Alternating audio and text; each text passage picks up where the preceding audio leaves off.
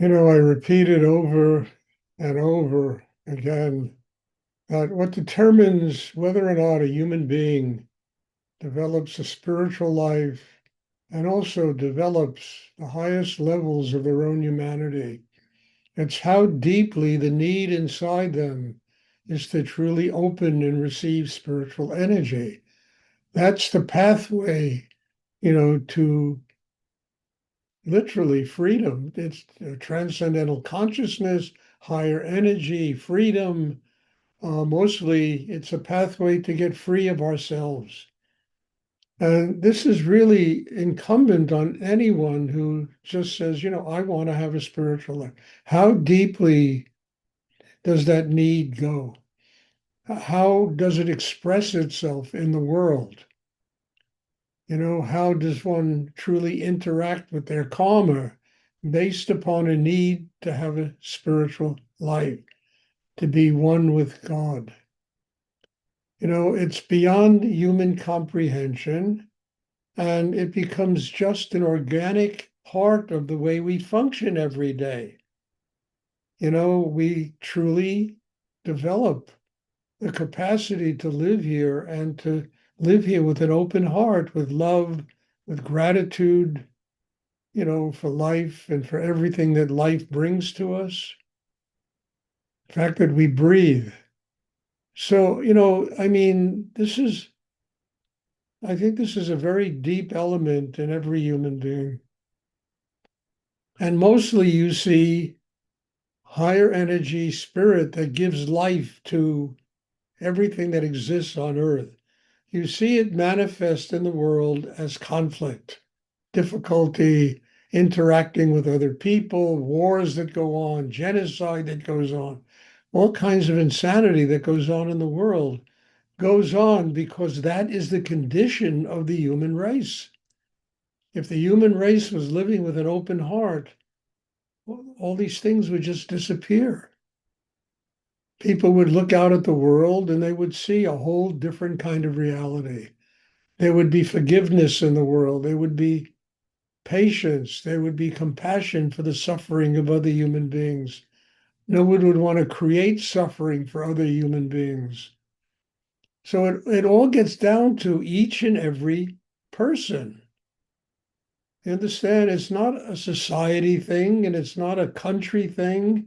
It's not a racial thing. It's not a religious thing. It's each and every human being determines whether or not they will live this way by how deeply they're willing to open in themselves and tap higher energy in the universe and allow it to guide their lives. And we're very good at blaming the world. We look out at the world, and yes, there's so much wrong with life. And there's so much wrong with life because there's so much wrong with so many people that don't do anything to transform that inner conflict into an open heart, into love. So energy flows through them and manifests as conflict. That's how it manifests in the world, only because that's what goes on inside a human being.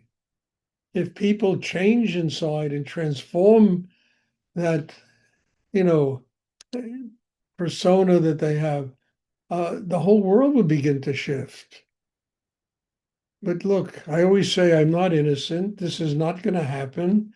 There are 8 billion people strong, all suffering from tension, from conflict. But we can change. Individuals can change. Individuals can grow inside themselves where they truly become children of God.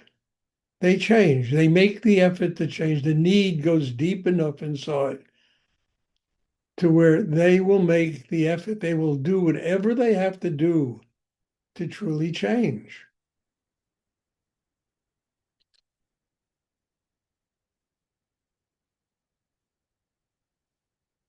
So when people complain to me about all the stuff, I don't even listen anymore, to be very honest with you.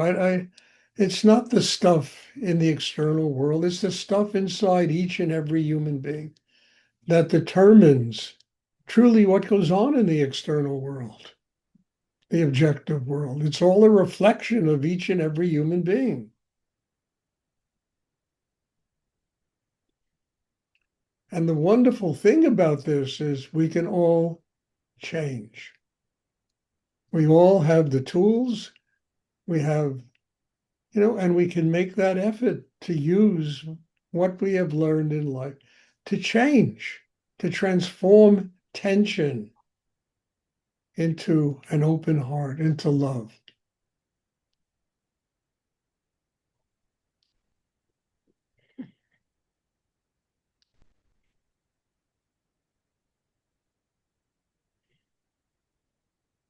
And it's kind of a hopeless endeavor to keep blaming the world. It really is, because look, look, I'm not a young man anymore, and I can't remember, as I always say all the time, a day in my life where the world hasn't been crazy.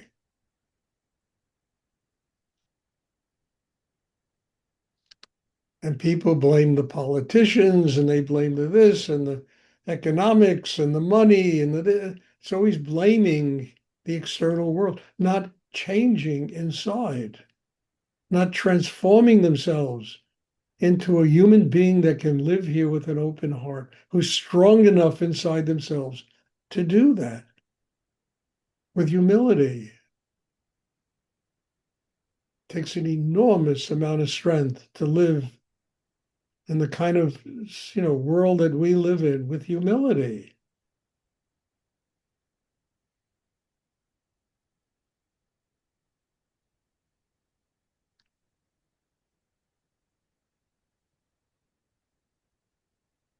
Does anyone have a question they would like to ask?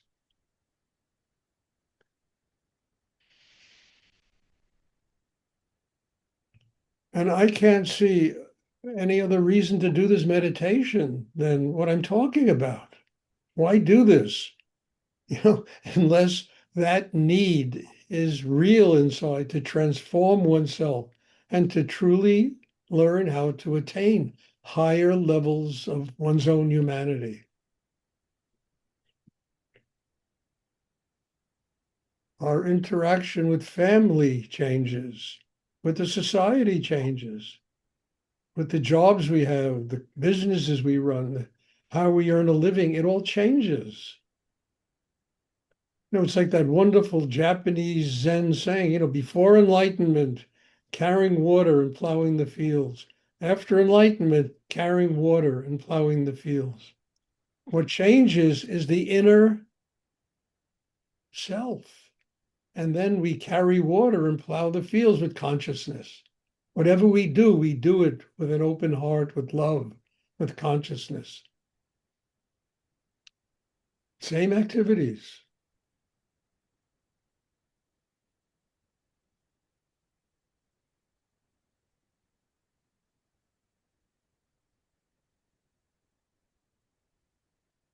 Does anyone have a question they would like to ask?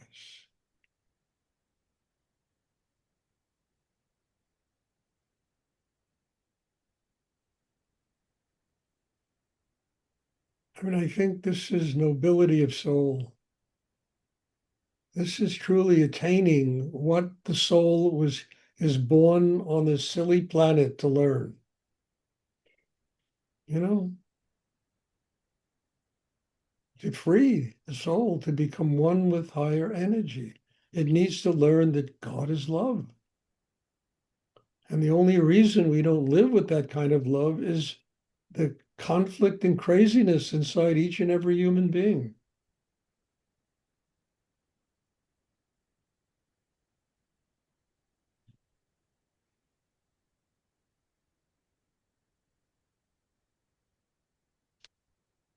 Does anyone have a question?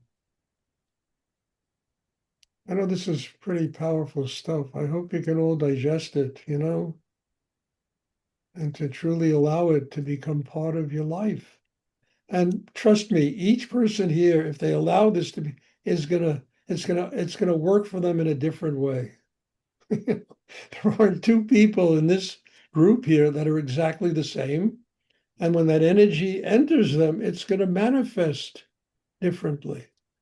But if the heart is open when the energy manifests, if we're balanced inside, if the mind is quiet, the throat chakra is open, if we manage to truly, utilize our sexual energy in a healthy way, suddenly it comes through us and we are a clear channel through which that energy can manifest in the world. We have done the work that we were born on earth to do.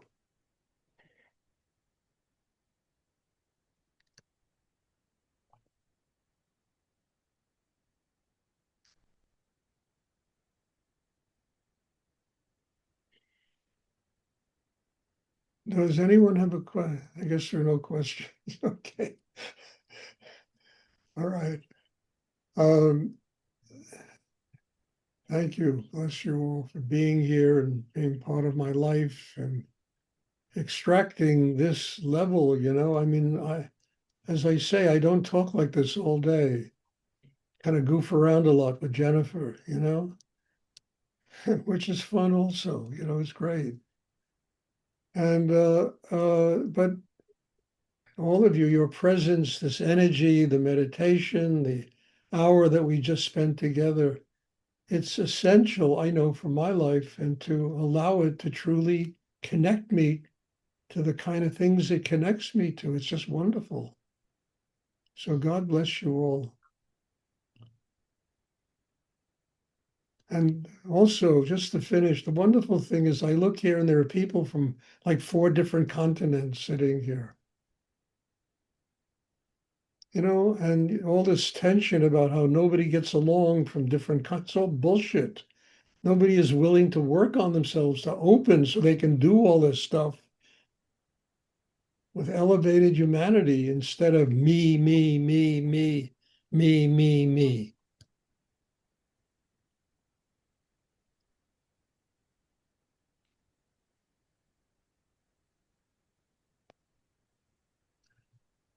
Okay, God bless you all. There'll be meditation on Tuesday at 1. There'll also be a class this evening that Pat will teach, and tomorrow evening. So you all have a wonderful day, a wonderful weekend. And I say it wholeheartedly and from a deep place in my life, inside me. Thank you all for being in my life. God bless you all. Oh, thank you, Stuart. Thank you, Stuart. You're welcome. Thank you, sir.